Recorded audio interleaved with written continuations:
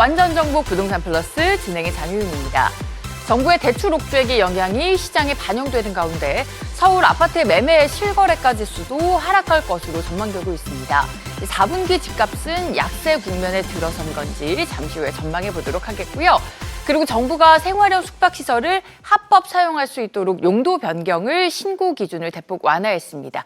자세한 내용 잠시 후에 알아보도록 하겠습니다. 자, 먼저 부동산 시장의 주요 이슈들 함께 만나보시죠.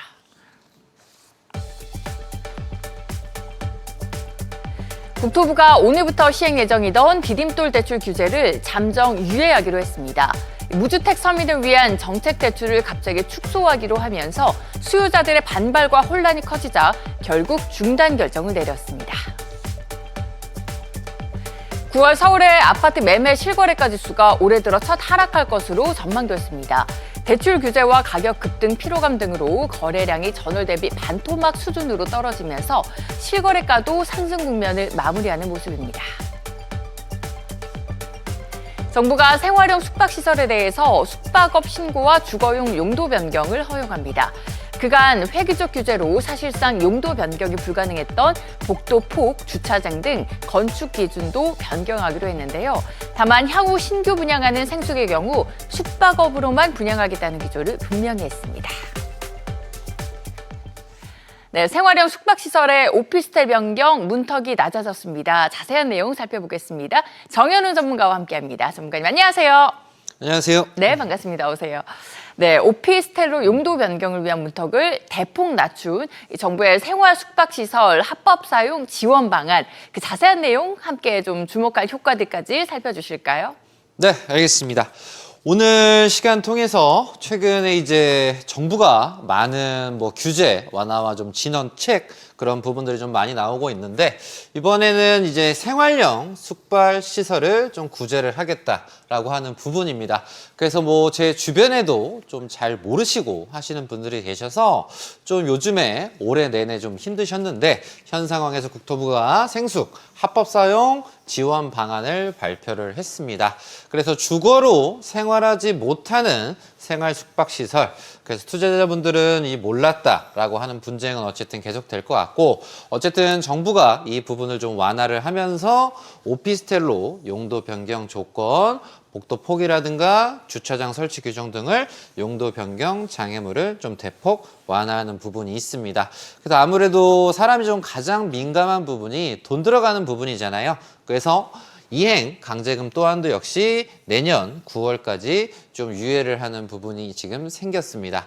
그래서 생활 숙박시설 자체가 어찌 보면 2012년도에 좀 외국인 분들의 좀 장기 체류 목적에 있어서 이런 숙박시설 하는 부분에서 좀 지원을 한다거나 새로 생겨난 부분인데 그 이후에 2020년대가 되면서 좀 규제가 좀 허술한 부분과 맞물려서 많이 좀 건설이 되면서 문제가 좀 많이 됐었죠.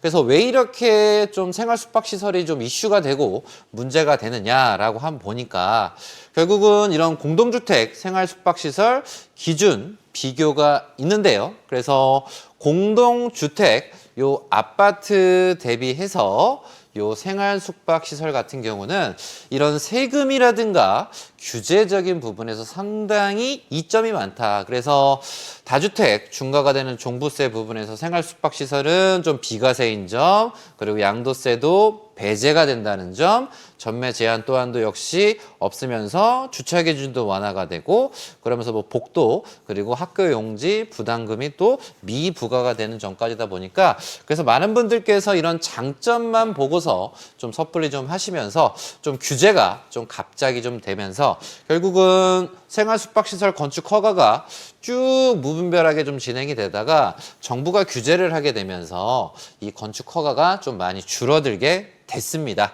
그래서 좀 곤란한 상황에 처하신 분들이 계신데 어쨌든 정부의 이번 정책 발표를 통해서 좀 많이 구제가 될 수 있을 것 같지만 어쨌든 그럼에도 불구하고 용도를 좀 변경하신다거나 숙박업 신고를 미리 하시는 분들 같은 경우는 상대적으로 나는 미리 했는데 좀 형평성적인 문제는 어쨌든 꾸준히 얘기가 될 것 같으니까 이 적절하게 좀 비율을 해서 정부가 좀 조율을 좀 해야 되는 지금 시기이지 않나 생각을 합니다.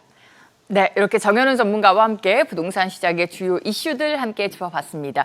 보다 자세한 정보 원하시는 분들은 카카오톡 채널에서 크존 친구 추가하시거나 혹은 어플리케이션에서 재테크존 다운로드 받아보시면 확인해 보실 수가 있으니까 참고해 주시기 바라겠습니다. 자, 그리고 정현우 전문가가 진행하는 부동산 무료 세미나도 준비가 되어 있습니다. 일정은 참고해 주시기 바랍니다.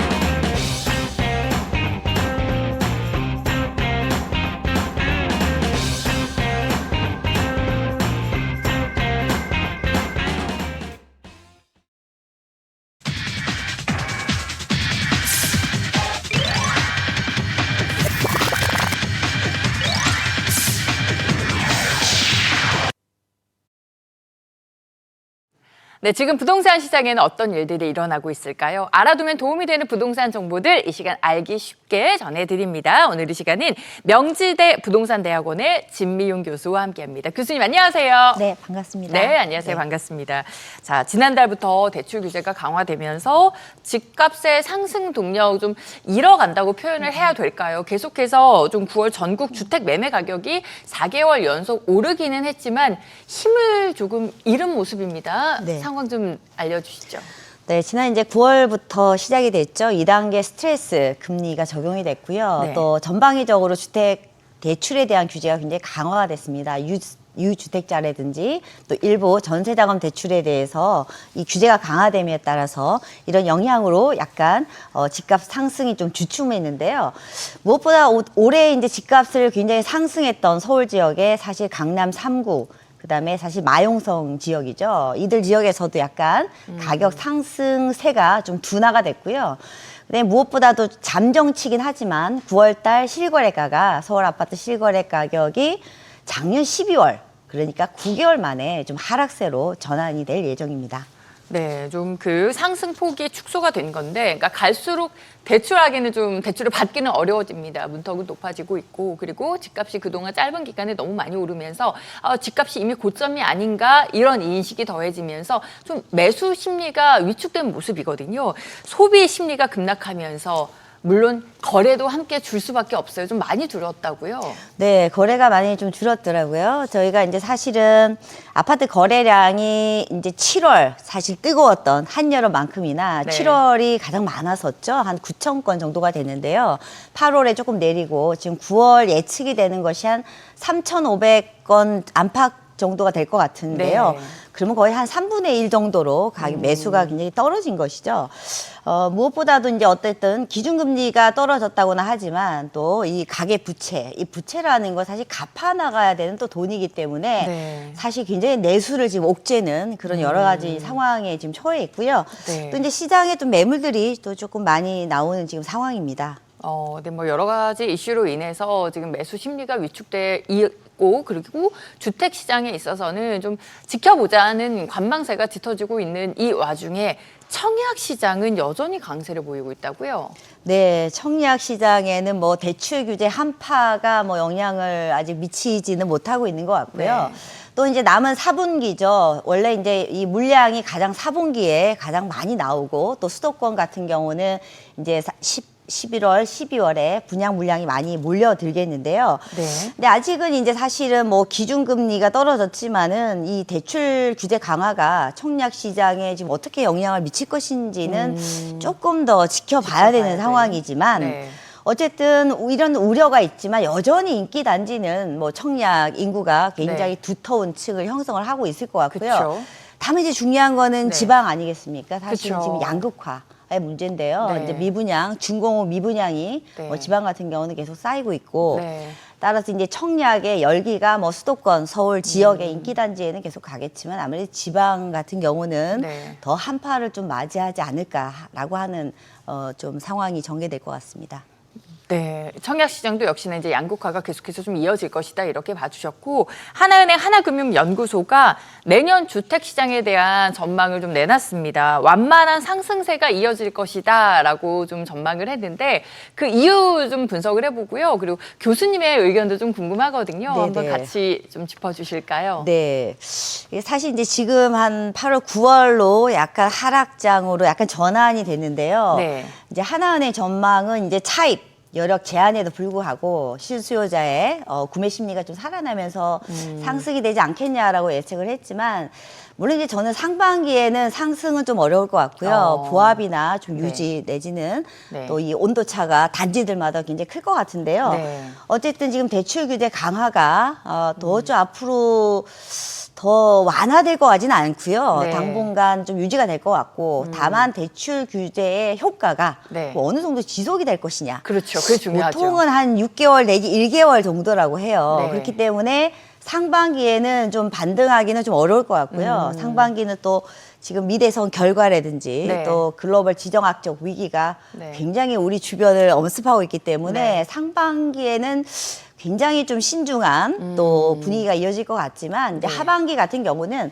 이제 올해 88 대책에서 네. 재개발 재건축 활성화라든지 또 그린벨트를 풀어서 주택을 공급하는 이런 방안들이 또 발표가 됐기 때문에 이주 수요 또 노후 계획 도시에 대한 또 이런 여러 가지 정책들로 인하여 네. 하반기에는 조금 매수 심리가 그래도 살아나지 않을까라고 전망은 하지만 네. 저는 이제 개인적으로는 올해 경제 성장률이 이제 오늘도 보니까 좀 반도체 수출로 호전이 됐지만 좀 수출 상황이 좋지가 않고요. 네. 올해 경제 성장률이 2.5%고 내년 전망이 2.1%인데 이제 올해보다 조금 더 상황이 안 좋아질 수 있는 상황이라는 거죠. 그렇죠. 이제 그런 상황에서 그럼 부동산 시장만 혼자 갈 계속 것인가? 갈 것인가라는 것에 대해서는 또 투자자나 또 매수자나 여러 좀 심각하게 조금 주의 깊게 생각을 좀 해야 될 것 같고요. 네. 결국 부동산 시장도 우리가 경제 성장 또 우리 환경에 따라서 이제 움직이는 이런 생태를 가졌기 때문에 네. 조금 더 주의하면 될 것 같습니다. 네, 뭐 말씀 주신 것처럼 경제적인 상황도 있을 거고 그리고 대내외적인 이슈 그리고 또 변수가 존재합니다. 그래서 이제 내년 시장 좀 조심스럽게 좀 전망을 해주셨는데 도움이 되셨기를 바라겠습니다. 자, 이렇게 해서 변곡점을 맞은 주택 시장과 내년 부동산 시장의 전망까지 함께 짚어봤습니다. 도움 말씀 주신 진미윤 교수와는 여기서 인사드리겠습니다. 교수님 고맙습니다. 네, 감사합니다.